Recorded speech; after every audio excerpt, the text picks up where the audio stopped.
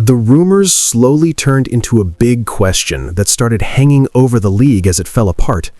People began asking whether the founders promised Caitlin Clark would play, not just to investors, but even to TNT Sports. Now it looks like there may have been a major bait and switch. A deal that was quietly talked about behind closed doors never actually happened.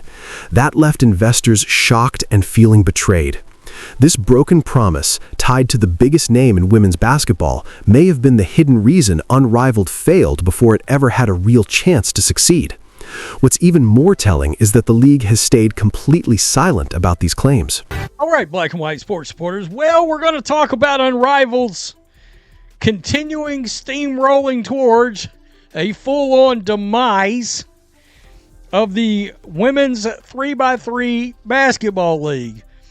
I got to thinking about something. Let me peel back the curtain. I can remember when the news on this league broke, all right? From the very beginning, the league was met with a lot of doubt. When people first heard about a new women's 3-on-3 basketball league, most had the same immediate reaction. This is going to fail.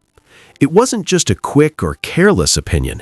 It was a strong feeling based on how tough women's pro sports already are. The league seemed unstable from the start, built more on hope than real market demand. That raised red flags for anyone who was paying close attention early on. Yes, sports podcast. Go subscribe. And we were talking about Unrivaled, and one of the things that I just come right out and said was, did Nafisia Collier and her husband, and I understand this is speculation, I'm asking a question out loud, but did they promise Caitlin Clark was going to play in this league to a lot of investors and to TNT Sports and then didn't deliver? Was that part of this? I can't help because I can't figure out, outside of the league being a virtue signal. And from the very beginning, the league was met with a lot of doubt. When people first heard about a new women's 3-on-3 basketball league, most had the same immediate reaction. This is going to fail. It wasn't just a quick or careless opinion. It was a strong feeling based on how tough women's pro sports already are. The league seemed unstable from the start, built more on hope than real market demand. That raised red flags for anyone who was paying close attention early on. Yes, I can't help because I can't figure out, outside of the league being a virtue signal. And look, we've watched over the last 7 years companies absolutely just burn money for the sake of a social movement. In this case, We Are Women, Hear Me Roar kind of movement. Yeah, has that happened? Sure. And it's very possible. But it's been baffling why so many investors did get behind this league, because there was no precedent of success. The big question is why so many investors put money into this league in the first place. There was no clear track record for success, and the market was already skeptical. From a business point of view, the funding didn't really make sense. Many people felt it was less about making money and more about sending a message, an "We Are Women, Hear Us Roar" kind of moment. While social movements can be powerful, pouring money into a cause without a solid business plan has become a familiar and expensive mistake in recent years. Now, a lot of those investors are left wondering what went wrong. It's been baffling why so many investors did get behind this league, because there was no precedent of success to have decided to have created it to begin with. Remember, and this whole league was built off the idea that women didn't want to go overseas and play basketball anymore, and we're finding out that's a lie. Now, Alyssa Thomas just come right out and said, no, we ain't got no problems going overseas playing ball. As soon as Project B showed up and started paying real money, boy, they decided to pack their bags real fast and head overseas. What made the league's shaky foundation even worse was a core idea that turned out to be false.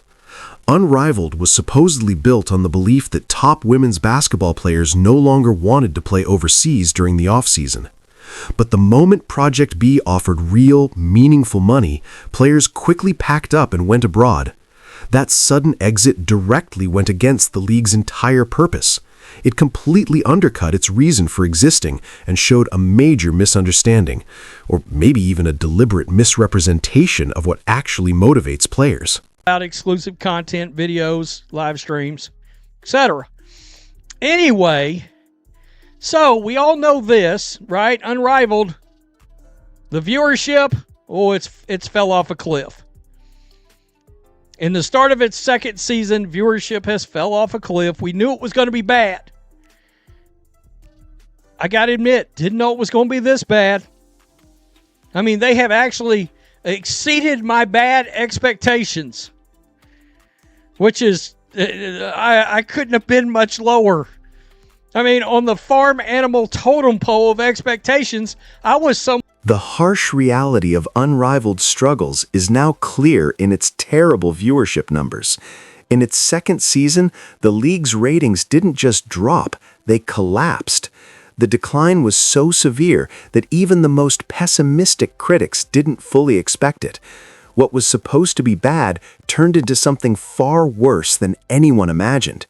This shocking drop in viewers points to a very uncertain future and confirms that the early skepticism was more than justified. When you're in this much uncertainty, that's not a great look. Now, check this out. Unrivaled reportedly has a 6-year media rights deal that TNT can opt out of after 3 years. Let me repeat. Unrivaled reportedly has a 6-year media rights deal that TNT can opt out of after 3 years. Should the league fail to gain traction by year 3, its days could be numbered, especially under new ownership. Things have gotten so bad that Unrivaled has actually done worse than even its own low expectations. One commentator joked that he had set the bar at absolute rock bottom, and somehow the league still fell below it. It dropped into territory no one thought was possible. Failing to meet even the smallest expectations says a lot about how out of touch the league's big launch was with how the market actually responded. The result has shocked both fans and critics. To gain traction by year 3, its days could be numbered, especially under new ownership. And they're talking about new ownership of Warner Brothers Discovery. And, of course, this is one of the big problems. Paige Beckers and Cameron Brett carrying the heavy load for Unrivaled as their biggest stars. Oh, boy, that ain't going to get it done. That's not going to get it done. Paige Beckers, we have a face. This proves all of us right. Paige Becker's moving no needles. Zero. Unrivaled's problems have only gotten worse because of its shaky media situation. The league is partly owned by TNT, and TNT's parent company, Warner Bros. Discovery, is currently trying to sell itself. Big companies like Netflix and Paramount are rumored to be interested. Right now, Unrivaled games stream on HBO Max, but if a sale happens, that streaming deal could disappear overnight. That kind of uncertainty hanging over its main broadcast partner is a huge problem and adds even more instability to a league that's already struggling. And here's the real warning sign. TNT reportedly signed a 6-year media deal with Unrivaled, but there's an opt-out clause after just 3 years if the league doesn't gain traction. That's not a distant threat, it's very real and very close. With ratings collapsing and the parent company in chaos, the chances of TNT pulling out are growing fast. If TNT walks away, Unrivaled is basically finished. Losing its main TV partner and HBO Max would be a fatal blow. Finding another streaming home would be extremely unlikely, especially with weak and inconsistent viewership. That opt-out clause isn't just a backup plan, it's a loaded gun aimed straight at the league. Another major issue is the league's failure to create real star power that actually brings in viewers. Paige Buchers and Cameron Brink are promoted as the league's biggest names, but their impact on ratings has been minimal. That directly contradicts the idea that elite talent alone would draw an audience. Without a true superstar who moves the needle, the league struggles to get people interested, exposing serious flaws in its marketing and talent strategy. The data around Paige Buchers has been especially eye-opening. Despite her huge college following, she hasn't increased Unrivaled's viewership at all. Her fans are loyal, but they haven't shown up in big enough numbers to support a professional league. Many expected her to be a major draw, but so far that hasn't happened. In fact, some comparisons suggest that Angel Reese may bring in slightly more viewers than Paige, maybe 30,000 or 40,000 more out of about 140,000 total. That difference isn't huge, but it proves a bigger point. If even the league's biggest stars can only attract modest numbers, Unrivaled has a serious problem, especially without Caitlin Clark. Unrivaled's collapse has also hurt players in a much bigger way. The league was supposed to be leveraged during WNBA and NBA collective bargaining talks. It was meant to be an alternative option that gave players power in negotiations. Now that leverage is gone. Instead of being a bargaining chip, Unrivaled has become a liability. Players and their agents now have far less influence at the negotiating table. This hasn't been gone unnoticed by league leadership. WNBA owners, NBA owners, and even Commissioner Adam Silver are reportedly watching this unfold with amusement. They know Unrivaled's failure removes any real pressure players might have used against them. The league that was once seen as a threat has instead become a strategic win for the established powers. Questions about the investors haven't gone away either. Many still wonder if they were sold a false story. The ongoing speculation that Caitlin Clark was promised to the league but never showed up remains unanswered. Without her star power and without a proven market, it's hard to understand why so much money was invested. It raises the question, what promises were made behind the scenes to convince investors to fund a league that, on paper, had little chance of success? Industry experts continue to be confused by the financial backing. There was no successful model for a league like this.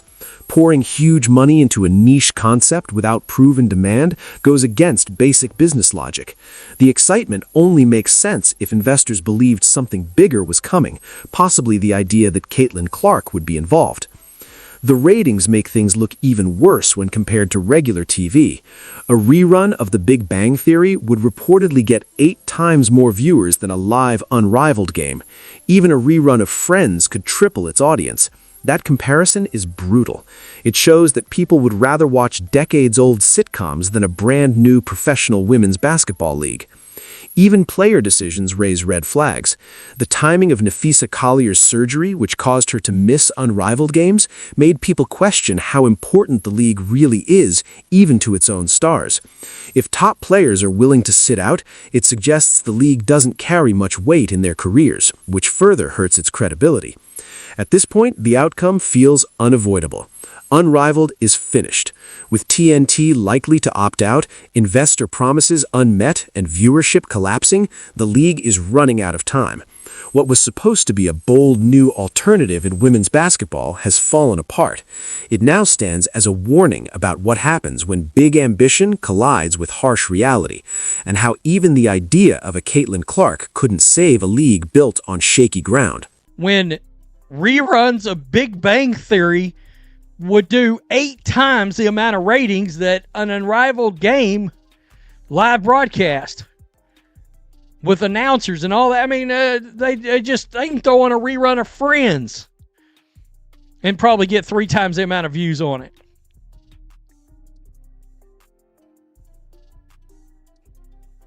This league it's sunk. It's over.